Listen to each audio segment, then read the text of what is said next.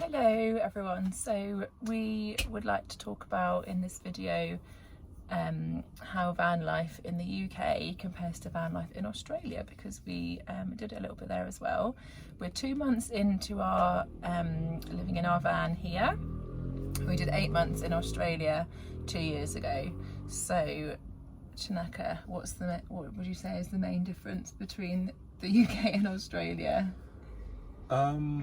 I'll say the main difference between the UK and Australia is availability and access to fresh water and emptying of chemical toilets. Because in Australia, pretty much everywhere you go has like a dump spot and a fresh water tap next to it, and every small town, big cities have it outside its town, or petrol stations, they will have it there. Yeah, it's not outside. even part of the camp. It's not even part of a campsite. It's just there, isn't it, on the street? Yeah, just on the street, like not on the street. Like, as for example, you can understand it better. Like on A road, you have like a lay-by or something. It will be there in the lay-by where you can just pull in, dump your toilet, flow fresh water, and because everyone there respects the environment and everyone there respects supposed traveling, and they small town rely on tourists, they tend to have that there so people can travel through the town and support the town. Well, it's also just much more common, isn't it, for people to travel Australia, people like us, but even we met a lot of Australians doing it themselves as well, so they need to make it available for people. And then like visitor centres would have a tap where we can fill up our water free of charge. Yeah, whereas here we're really having to, it feels like we have to be a bit more sneaky about getting water. We found a good one the other day by a petrol station in Scotland. We're in now Scotland, yeah. Which is better than UK, just let you know. You mean England? Well, better than England in terms of campsites, free places to park, places to fill up water, things like that. It's way better because Scotland, I believe, has the NC 500 routes, which people do. Is quite famous and around the world. People from America, Europe come here to do it, so they have more freer places because of that. Well, I don't know if we'll make it up there though, but anyway. Yeah. So we've been getting our water so far. We've had to go to campsites, haven't we, really, to go, apart from one recently. We've paid for campsites when we have to fill up water, when we have to dump our toilet. You've done it a couple of times in like public toilets, haven't you? But yeah, I just think that's not ideal because it doesn't give you a chance to clean it out properly, because there's no waste tap for you to clean your cassette toilet out. Well, and also, do you not feel a bit embarrassed going in to do it? No, I don't. I would. That's why Chinaka does it. I don't feel embarrassed. For me, it's like, what's the worst that can happen? It's pretty much the same thing. It's like us going to public toilets. You just do it in our own space and then just pour it into the toilets. Nothing special about it. So, yeah. I think another difference as well, another big difference, is that our trip around Australia, it was very obvious where to go, because basically the A1 highway goes around the coast, and that's, you know, the main thing. Yeah. That's where the main beauty is, that, you know, what you want to see and go swimming and see the coast and things. So it's basically just one road. There's really not that many choices you have to make. But in the UK, it's a lot more populated, and there's lots more towns. I remember we drove somewhere in Australia. We drove through one town there was a sign on it as you entered saying population is now, what was it, like 300 people or something, really not very many. And the distance that we had driven, we worked out, you know, between like a more major town and the next one, it was the same distance as driving from London to Manchester and back again. So that really shows how many places there are in the UK to stop off at, to go and explore. There's obviously more historical places, more parks to go to. So in terms of deciding where to go and what to do, there's a lot more discussion around that. It's a lot harder to choose, which is a nice problem to have. But yeah, that's another difference about just deciding where to go. So another big difference is the actual van that we have. because our needs in the van are different this time. In Australia, we were tourists, weren't we? We were on our honeymoon. We knew we wouldn't be living in the van, you know, for a long time. We were in it for 8 months, so that is quite a long time.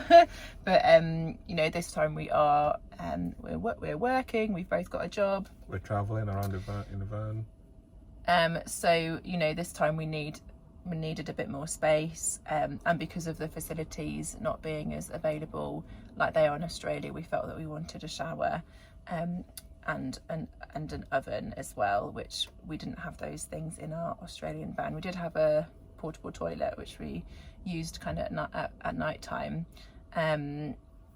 So yeah, and do you want to say anything else about what else is different in the van? Oh, the bed folds away in this time, whereas in the dog van in Australia it was fixed, wasn't it?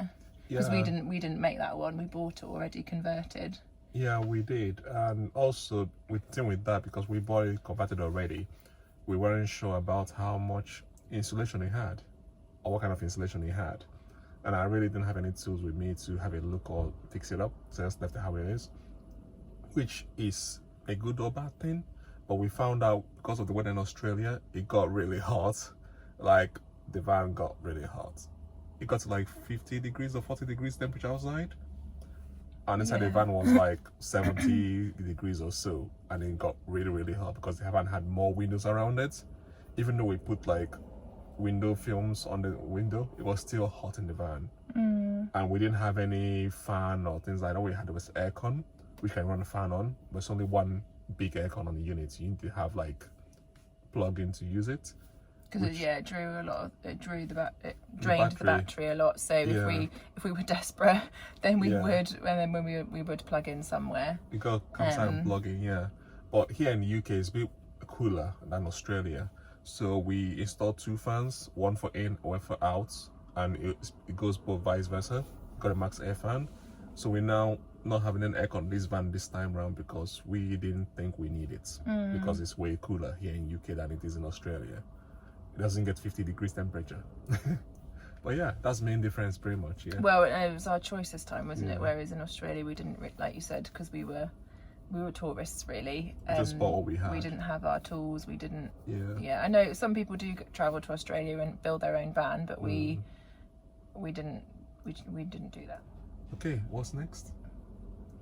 I don't know. What other differences are there? I'll say people.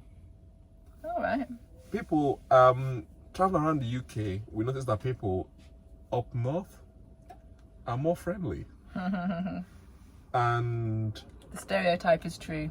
Down south people are less friendly. They're not as friendly. They're more conservative. Not as open-minded, maybe. Yeah, they'll keep to themselves. They won't want to chat to you or give you like, hey, a nice van, things like that, unless they actually know you or they know someone that you know. They'll be interested. They'll feel more obliged or more able to do it.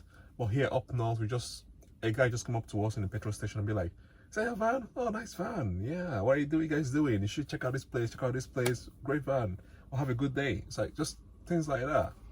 But we found also in Australia, people is vice the other way around. People in the south are more friendly than in the north. If you go up to that, what's it called? To the Northern Territory, they're a lot less friendly than they are in Sydney area, Melbourne area, things like Queensland and New South Wales. That's something, around there they're more friendly than they are up north. So I don't know if I agree with that. I think in Australia we mainly interacted with other people that were doing the same thing as us, which is also easier to do because, like we said before, there's only one route which everybody takes. So we would often see like the same couple, the same van, like, you know, in the parking lot or whatever. So then we see them again like at the next place. So that's, you know, then you can kind of have a chat because you've seen them before or whatever. But that's not happened. That's not happened yet, has it? Here we've obviously, because there's a lot more different routes, and most of the people that we're seeing that are travelling are like retired people, perhaps. Not going to the right places. I don't know. Well, you know, they're with their motorhome, or whatever. guess we have met a few other van lifers on YouTube, which we didn't meet in person first to start with. We started talking to them on internet, social media, and then we met up with them. I think that's more how it is now in the UK, because there's so many routes out there. Unless you go to like a van event or like a social event for van life or things like that, it's hard to meet anyone because everyone just keeps to themselves. They're traveling, unless they're in a group or like an event or something like that, then they'll be able to talk to you more often, I believe, anyway. Well, yeah. I guess we're being more intentional this time. Well, you're better at talking to people on Instagram that are van people than I am, but because we've made it part of our lifestyle now, I guess you're being more intentional with wanting to meet people that are doing the same. Whereas in Australia, we did think about emigrating there, but we knew that we were kind of just like traveling through. So like, yes, you're friendly to people, but I guess we weren't. You weren't really talking to any other van people like you are now, because you hadn't built the van. Whereas this time, you have built it. So then sharing advice and sharing tips on the build and that kind of thing. Another major difference is obviously the weather, which is an obvious one. And I guess, we've started off in the summer, so we don't know what it's like yet to live in the van in winter. But I guess, the weather in Australia meant that we could basically be outside all the time. So although the van was smaller, that didn't really matter because we did a lot of outdoor activities, and we even cooked outside pretty much all the time because our stove was like a portable one, so we would just always get the camping table out and cook outside. We don't do that here because we have a fixed cooker. So the way that you do everyday activities is just like really different because of that. The weather in Australia means that we would even have showers outside sometimes, whereas I probably wouldn't do that as willingly here. And also, I don't know, I feel like people here maybe aren't as accepting or as used to seeing people doing that. I know loads of people do that, and like, hats off to you if you have an outside shower. You're very brave. I'm not that brave anymore to do that. I guess in Australia I just didn't care because I knew I was on holiday, I wasn't going to see the people again. I don't know, there's just something different about being in a different country. I think that somehow you feel more free to do things like that. But yeah, the weather also means that you don't wear as many clothes, so we didn't really have to do our washing that often because the clothes are smaller.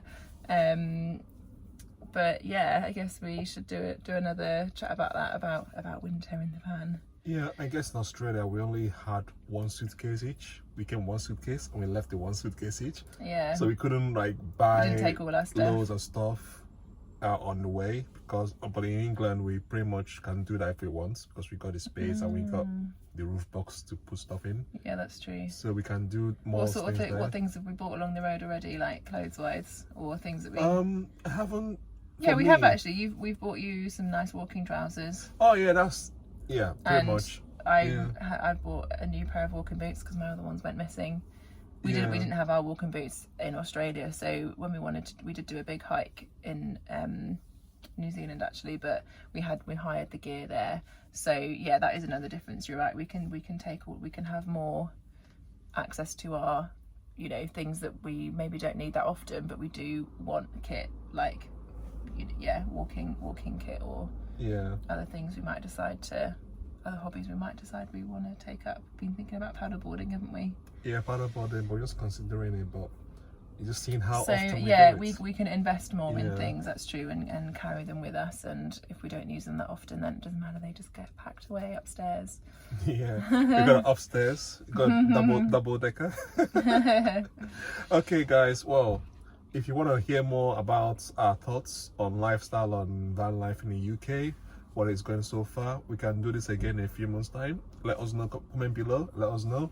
And this is our own personal opinions on these matters, so if you're listening to this, don't take it as Bible. Make sure you get your own opinion, you make your own mind up about it. This is just our opinion, our experience. It might be different for you, or actually it will be different for you. It's always different for every single one, but it might have similar things you might relate to. Yeah, we'd love to know if you relate to anything that we've said, so let us know and we can keep chatting. Yeah. Okay. Bye.